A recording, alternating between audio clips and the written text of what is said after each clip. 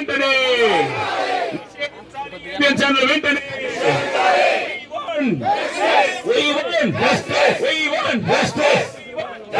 క్షమాపణ చెప్పాలి ఆంధ్ర మహిళా లోకానికి బూత్ కిట్ వెంటనే క్షమాపణ చెప్పాలి ఆంధ్ర మహిళా లోకానికి బూత్ కిట్ వెంటనే నిషేధించాలి వెంటనే నిషేధించాలి ఏపించాలి వెంటనే నిషేధించాలి ఆంధ్రజ్యోతి పేపర్ వెంటనే నిషేధించాలి ఆంధ్రజ్యోతి పేపర్ వెంటనే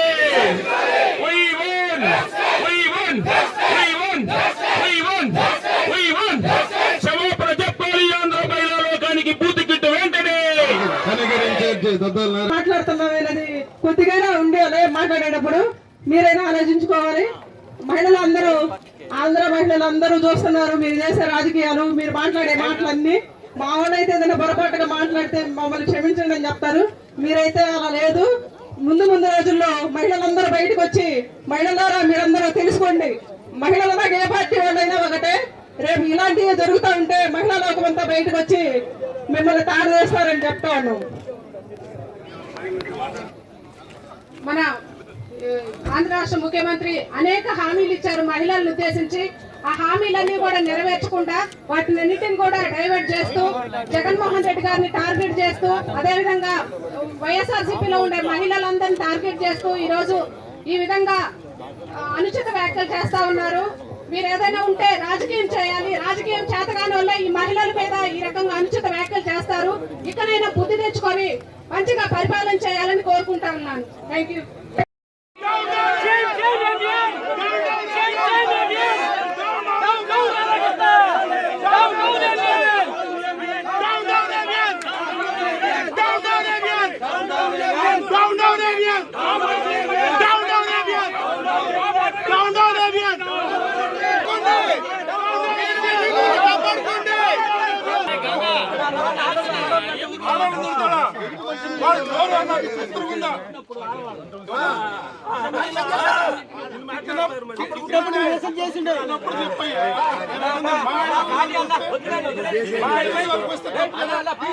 అందరు జోలికి రావడం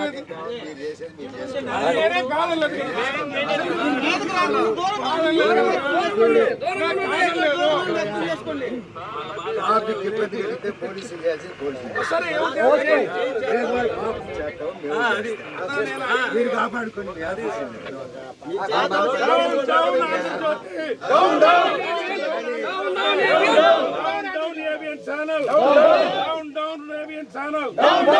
నశించాలి రాధాకృష్ణ వైఖరి, క్షమాపణ చెప్పాలి ఆంధ్ర రాష్ట్ర మహిళలకి, చెప్పాలి ఆంధ్ర రాష్ట్ర మహిళలకి.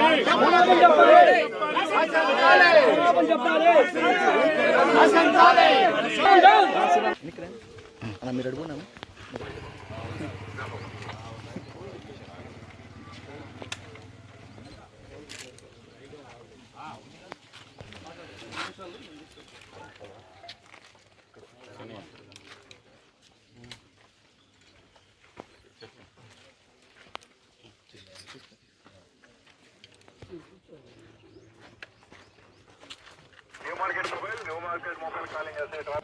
రాధాకృష్ణ మేము తిడితే ఆయన తిడితే మా భాష మంచిది కాదని చెప్పాలని మా ఉద్దేశం అంతదే.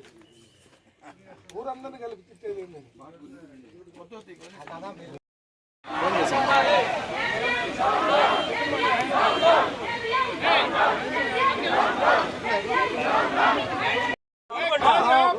తిట్లా